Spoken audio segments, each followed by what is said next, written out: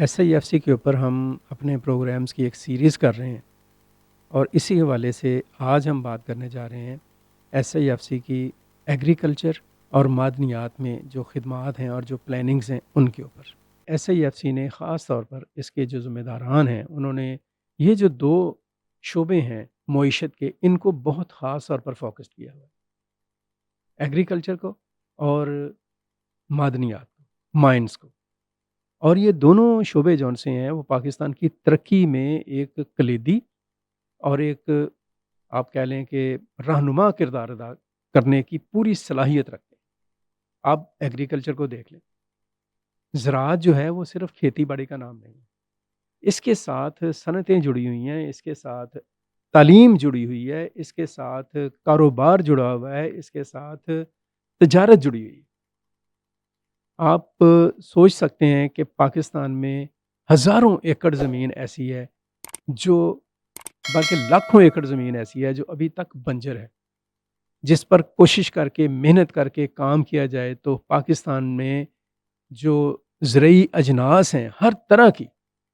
آپ سوچ لیں کہ پام آئل سے لے کر گندم تک اور کاٹن سے لے کر چاول تک اور مختلف دالوں سے لے کر مختلف جسے کہہ لیں کہ دیگر جو چیزیں ہیں اور پھل ہیں وہ سب یہاں پہ اگائے جا سکتے ہیں۔ ضرورت ہے کہ ایک آرگنائزڈ اینڈ فوکسڈ ایفرٹ جو سی ہے اس پر کی جائے۔ اس کے علاوہ جو ایگریکلچر ہے وہ لائف سٹاک بھی اس کا حصہ ہے۔ یہ ہمارے یہاں پہ ابھی جو بڑی قربانی کی عید گئی ہے، کھربوں روپوں کا بزنس ہوا ہے قربانی کے جانوروں کی خرید و فروخت میں۔ ہم کسی اگلے ولاگ میں آپ کو بتائیں گے کہ بکروں، بھیڑوں یا دمبوں اور گائے اور اونٹ کی جو خرید و فروخت ہوئی اس میں کتنے کھرب کا کاروبار ہوا، ارب کی بات نہیں بتا رہا ہوں، کتنا بڑا بزنس ہوا ہے۔ یہ سارا بزنس ہم اپنے ایگریکلچر سے گرو کر سکتے ہیں، not only for the Pakistan بلکہ ہم اس کو ایکسپورٹ کر سکتے ہیں، گوشت کو اور جانوروں کو۔ پھر ایگریکلچر جون سی ہے اس کے اوپر جب ہم ریسرچ میں جاتے ہیں تو ایگریکلچرل ریسرچ جون سی ہے وہ ایجوکیشن میں ایک بہت بڑی انویسٹمنٹ کا باعث بن سکتی ہے۔ پھر ایگریکلچر کے ایک اور پہلو کی طرف دیکھیں تو بہت بڑی انڈسٹری ہے جو اس کے ساتھ جڑی ہوئی ہے۔ مثلا کھاد ہمیں چاہیے تو اس کے لیے فیکٹریز چاہیے، تو انڈسٹری ہے بہت بڑی کھاد بنانے والی فیکٹریز۔ ہمیں مشینری چاہیے، ٹریکٹر سے لے کر کرینز تک اور دیگر جو مشینریز ہیں ان کے لیے بھی ایک انڈسٹری کی ضرورت ہے اور وہ انڈسٹری پاکستان میں بننی چاہیے۔ اسی طرح سے جو پروڈکٹس ہیں ایگریکلچرل، جیسے گندم ہے، جیسے چاول ہیں، جیسے کاٹن ہے، جیسے مکئی ہے، جیسے اور مختلف قسم کی پروڈکٹس ہیں، تو ان پروڈکٹس کو یہ جو را میٹیریل میں ہوتی ہیں ان کو فنش پروڈکٹ میں بدلنے کے لیے انڈسٹری کی ضرورت ہے۔ تو textile industry, rice industry, flour industry اور بہت ساری صنعتیں جون سی ہیں وہ ایگریکلچر کے بل بوتے پر ان کو اسٹیبلش کیا جا سکتا ہے۔ اور آپ ذرا سوچتے جائیں کہ یہ سارا کچھ جب ہوگا تو کتنے ہزاروں لاکھوں لوگوں کو روزگار ملے گا اور کتنے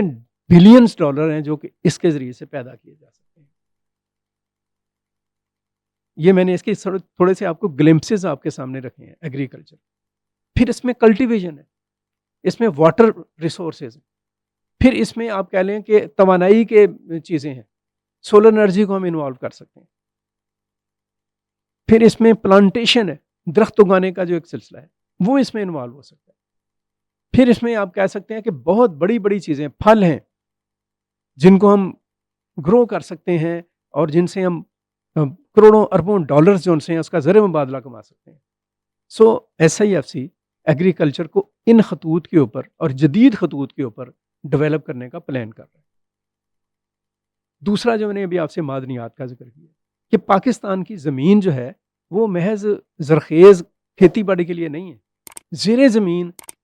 ارباں ڈالرز کے خزانے ہمارے پاس دبے ہوئے ہیں۔ ہمارے پاس کوئلہ ہے، ہمارے پاس آپ کہہ لیں کہ ہیرے ہیں، جواہرات ہیں، سونا ہے، تانبا ہے، پیٹرولیم ہے، اور ان سب چیزوں کو ایکسپلور کرنے کی ضرورت ہے۔ ایک چھوٹی سی مثال ہم سب کے سامنے موجود ہے، ریکو ڈیک میں جتنے ذخائر ہیں سونے اور تانبے کے، اگر ان کو پراپر طریقے سے نکال لیا جائے تو پاکستان بہت جلدی ترقی کے آپ کہہ لیں کہ ایک سفر کے اوپر تیزی کے ساتھ گامزن ہو سکتا ہے۔ اسی طرح سے میں نے ابھی آپ سے کوئلہ کا بات کی جو تھر کے ہے اور باقی جگہوں کے اوپر ہے، سندھ میں ہے۔ پھر ہیرے جواہرات ہیں، سوات میں اور دیگر جگہوں پر جو پہاڑ ہیں ان میں جو قیمتی پتھر ہیں۔ پھر اس کے بعد سمندر کے ساتھ ساتھ جو کوسٹل ایریا اور زیر زمین جو ہے وہ گیس کے ذخائر ہیں،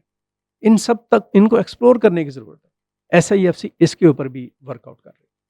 اور یہ جو ایگریکلچر اور معدنیات ہیں ان کو آرگنائز اور فوکسڈ وے میں جو ہم ایکٹیو کرنے کی کوشش کر رہے ہیں، اس میں ایک بہرحال رکاوٹ آئے گی سامنے کہ ہمارے پاس شاید اتنے وسائل نہ ہوں، اتنا پیسہ نہیں ہوگا کہ ہم یہ سارے پروجیکٹس جو سے ہیں ان کو اتنے اپنے وسائل کو وہاں پہ صرف کرنے کے لیے پیسہ خرچ کر سکیں۔ تو اس کا بھی حل تلاش کیا گیا ہے۔ اس کے لیے اب اپنے دوست ممالک سے بات کر رہے ہیں، ترقی یافتہ ممالک سے بات کر رہے ہیں کہ آپ آئیں، ایک ایگریمنٹ کے تحت آئیں، ایس آئی ایف سی آپ کو ہیلپ آؤٹ کرے گا، آپ کے لیے کوئی پرابلم نہیں ہوگی، ہر معاملے میں آپ کو ہم ہیلپ آؤٹ کریں گے، آپ یہاں پر انویسٹمنٹ کریں۔ سو یہ جو ایفرٹس ہو رہی ہے ایگریکلچر میں اور معدنیات میں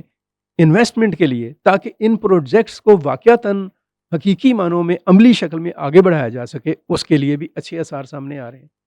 ہم پہلے بھی بات کر چکے ہیں کہ سعودی عرب سے لے کر متحدہ عرب امارات اور قطر سے لے کر آپ کہہ لیں کہ رشیا اور ٹرکی تک، اور امریکہ اور برطانیہ اور یورپی یونین اور دیگر ممالک جو سے ہیں دے آر انٹرسٹڈ ناؤ، اور چین سب سے بڑھ کر سارے ملک جو سے ہیں وہ دلچسپی لے رہے ہیں پاکستان کے اندر ان دونوں شعبوں میں انویسٹمنٹ کرنے کے لیے۔ اگرچہ اور بھی بہت سارے شعبے ہیں، آئی ٹی ہے، سیاحت ہے، ان میں الگ سے بات کریں گے، لیکن میں ابھی ان دونوں کی بات کر رہا ہوں۔ سو معدنیات اور ایگریکلچر میں اربوں ڈالرز کی انویسٹمنٹ کے امکانات بھی موجود ہیں۔ ضرورت صرف اس بات کی ہے کہ اس پلیٹ فارم کو پوری مضبوطی کے ساتھ قائم رکھنے کی کوششیں جاری رکھی جائیں، اس کے اوپر کوئی کسی قسم کا کمپرومائز نہ کیا جائے، اکانومی کے اوپر پوری قومی قیادت کو اعتماد میں لے کر پر اعتماد طریقے سے بھرپور فیصلے کیے جائیں اور ان پر عمل کیا جائے، کیونکہ اب پاکستان کو ترقی کی ضرورت ہے، پاکستان کو آگے بڑھنے کی ضرورت ہے۔ بہت ہو گیا ایک دوسرے کی ٹانگیں کھینچنے والا مسئلہ، بہت ہو گیا ایک دوسرے کے کاموں میں رخنہ اندازی کرنے والی سوچ، بہت ہو گیا ایک دوسرے کے ساتھ گتھم گتھا ہونے والا رویہ، اور بہت ہو گیا ایک دوسرے کے گریبان چاک کرنے والی گھٹیا عادات۔ اب ضرورت ہے کہ پاکستان کی جو قیادت ہے، اس کے تمام جو ذمہ داران اور حلقے ہیں، وہ ایک پلیٹ فارم پہ کھڑے ہو کر پوری قوت کے ساتھ قومی معیشت کو ترقی دینے کا جو فریضہ ہے اس کو سر انجام دیں۔ بہت شکریہ۔